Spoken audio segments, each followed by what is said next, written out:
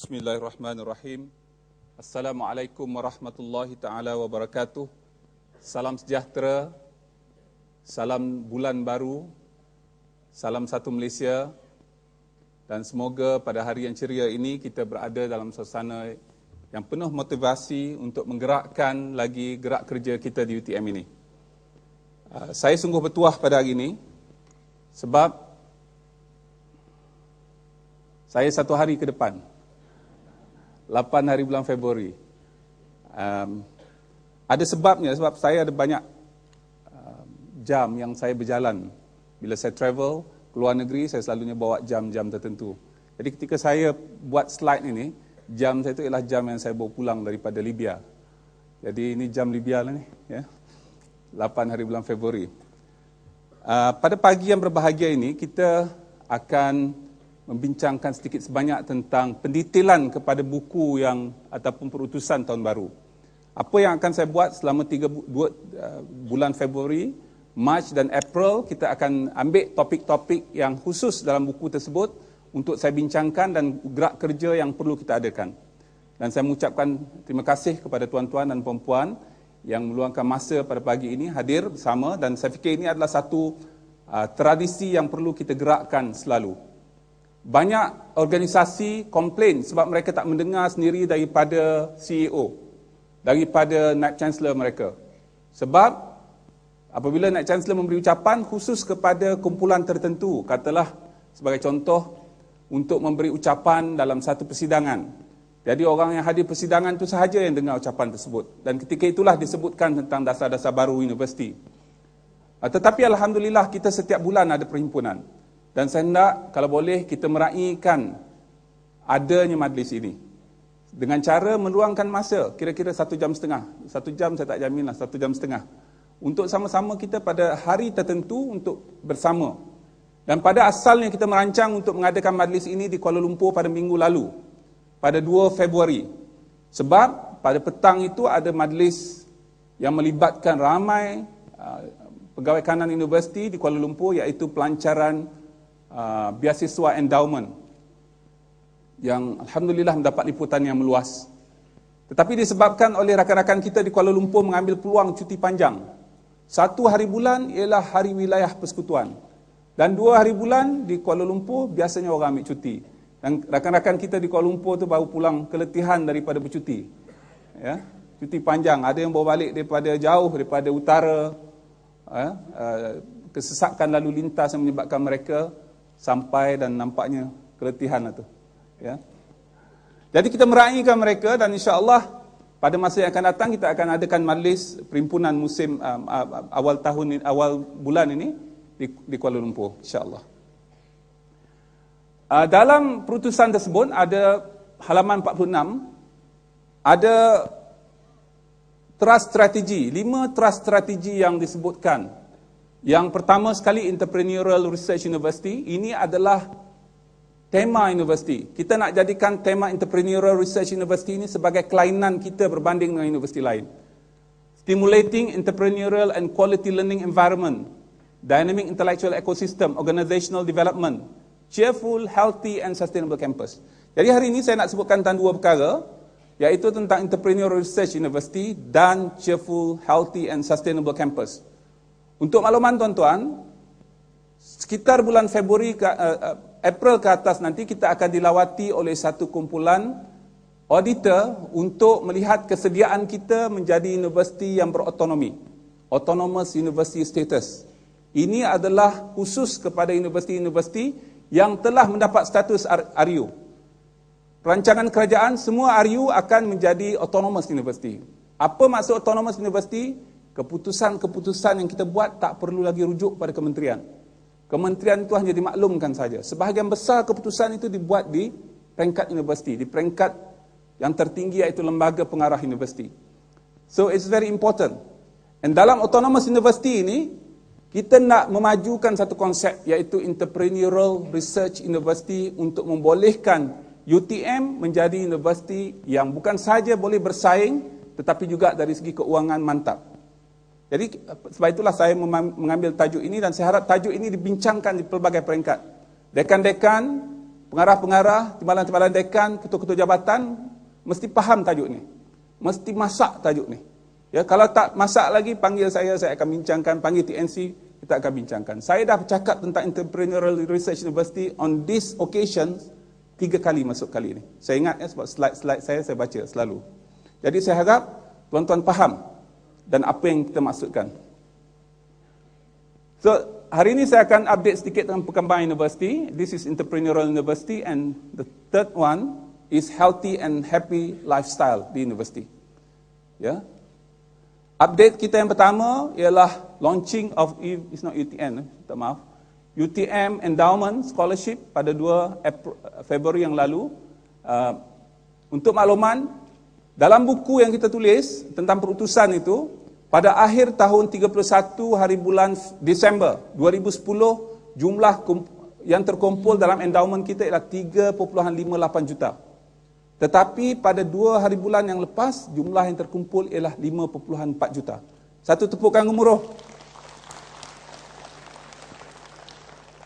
Ini adalah satu kejayaan besar. Maknanya dalam masa 1 bulan, kita telah kumpul 2 juta. 2 million able to collect. Dan ramai lagi orang yang akan beri sumbangan yang masih belum bagi sumbangan. Termasuklah dari segi sektor, daripada pihak korporat.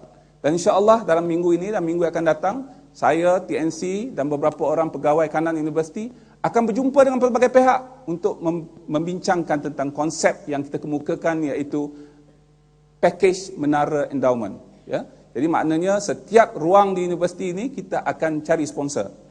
Nama bilik, nama dewan, nama bangunan dan seumpamanya. Dan setiap nama tu ada jumlahnya, ada wang yang diperuntukkan yang membolehkan mereka mendapat nama tersebut. Saya selalu sebutkan C07 tak bermakna apa-apa kepada kita. Tetapi C07 itu sangat bermakna kalau nama bangunan itu ialah IJM Tower. Ya, dan kita akan charge IJM for that matter 5 juta. Ya, gunakan nama. Tak ada apa-apa, kita cat lah sikit, ya. Puan Sharifah, kita belilah cat 10 kotak, 10 tong. Cat dia nak color apa? Dia nak color merah, kita merahkan color dia. Kita baikilah toilet sikit, mungkin kita spend about 20,000, 30,000. Cantikkan bangunan tu, tukar nama, then we get 5 million. This is what we are trying to do. And I am doing this almost on daily basis. Tuan-tuan boleh pergi kepada website kita, tuan-tuan boleh dapatkan prospektus itu daripada pejabat saya. Saya akan pastikan yang projek ini adalah projek yang mendapat keutamaan universiti dan insya-Allah kita akan beri pelbagai insentif. Kepada mereka yang boleh dapat 100,000, kita akan bagi insentif dalam bentuk 10% dalam bentuk kemudahan. Bukan bentuk duit, sebab orang dah bagi kita duit, kita tak boleh bagi orang lain. Sebab this is endowment. We are going to return back those who can ensure or help us to get 100,000 onwards. Ya, jadi kita akan bagilah 10,000 dalam bentuk GOP, ya, dalam bentuk ialah yang lain-lain, pergi kursus dan seumpamanya. Then I met a student, postgraduate student pada 30 Disember yang lalu di sini. Dan ini sangat penting tuan-tuan, bilangan pelajar kita yang datang pada tahun ini sangat tinggi. Ya, dan nampaknya semakin bertambah disebabkan oleh adanya beasiswa yang kita tawarkan. Disebabkan adanya skim zamalah yang kita tawarkan. Jadi bagi saya dan bagi pihak pengurusan, kita mengharapkan semua staf daripada kerani, daripada yang bawah pada kerani sampailah kepada pensyarah, profesor, dekan, kita mesti ambil maklum tentang perkara ni. Kalaulah undergraduate, senang. Satu kelas, seorang pensyarah datang mengajar, 60 orang, 70 orang. Tetapi undergraduate, dia tailor-made. Dia customize. Setiap orang ada topiknya sendiri, ada keperluannya sendiri. So please, help us to make sure that the presence of postgraduates in UTM will be a successful venture. Kita tak nak nanti ada student keluar daripada UTM disebabkan oleh tak cukup kemudahan. Disebabkan oleh kurangnya support daripada pensyarah, kurangnya support daripada technician, kurangnya support daripada segala pihak. Tak boleh. Jangan sebabkan oleh isu itu. Ya, kalau mereka tak baik dari segi akademik, itu tak apa. Tapi kalaulah disebabkan oleh isu-isu lain, saya fikir itu satu perkara yang sangat sangat mengaibkan. Saya juga nak maklumkan pada 14 Februari yang lalu, 14 Februari ya? 14 Januari yang lalu, 14 Februari cepat sangat ke depan. 14 Januari yang lalu kita ada satu Memorandum of Understanding and visit by Qatar University. This is very big. Qatar University is the richest university in Middle East. Ya, yang hadir itu yang tanda tangan dengan saya ini ialah Profesor Sheikh Abdullah Al-Misnad. Dia ni adalah makcik kepada Prince Mosa Al-Misnad. Prince Mosa ni ialah isteri, Moza ini ialah isteri kedua kepada Emir Kuwait, Emir Qatar, dan dia juga adalah Board of Directors Qatar Foundation. Qatar Foundation ni ada kira-kira 10 billion endowment. Ya, dan kita nak manfaatkan program kita dengan mereka ini untuk menyaring sedikit endowment yang ada di Qatar Foundation. Dan bersama beliau ini adalah Profesor Sheikh Jabur Al-Sari. Ini adalah adik-beradik dengan Emir Kuwait. Yeah? So these are the people visiting us at the moment. Dalam buku yang saya sebutkan, dalam keputusan itu saya sebutkan sekarang ini banyak orang datang ke UTM. Dan kita nak pastikan kehadiran mereka ini adalah kehadiran yang strategik. Kehadiran yang membawa banyak kebaikan, bukan sahaja kepada mereka tetapi juga kepada kita. Mereka nak belajar daripada kita, kita ajar. Mereka nak pertolongan daripada kita, kita tolong. Dan kita nak sedikit tolongan daripada mereka. Kita nak funding. Kita nak pelbagai perkara yang melibatkan networking dengan mereka. Jadi this is very important. So in the future, we are expecting a lot of our staff going to Qatar. Ya. Dulu tak ada staff kita pergi ke Madinah, sekarang ni station kat Madinah. Kalau tuan-tuan pergi umrah atau pergi haji, kalau tuan-tuan adalah profesor UTM lah, kalau tak profesor saya tak tahu. Tuan-tuan ada satu tanggungjawab lain, iaitu bagi kuliah kepada Universiti Taibah. Ya, saya Profesor Syahrin, hari-hari semasa dia pergi haji itu pergi ke Taibah University. Saya kata, Syahrin, you ni nak pergi buat haji ke nak pergi mengajar ke Taibah University? Because they thought that all UTM staff are connected to Taibah University. They will call you, the car will be in front of your hotel, taking you to the university. So this is the situation yang kita nak create. Supaya setiap orang rasa, we are part of UTM. We are part of the networking of UTM. Bukan hanya networking Naik Chancellor. Bukan hanya networking pengarah pengantarbangsaan, tetapi networking semua. Ya. Sebab tu kalau tuan-tuan tak nak dibuat apa-apa, pergi umrah jangan bagi tahu saya. Kalau bagi tahu saya akan bagi tahu orang di Taibah University, kita ada seorang profesor tengah buat umrah sekarang ni. Go. Sebab pengalaman saya masa umrah saya pada Ramadan yang lepas, saya sepatutnya buka puasa di Masjid Nabawi. Mereka, no, come to my house. You must come.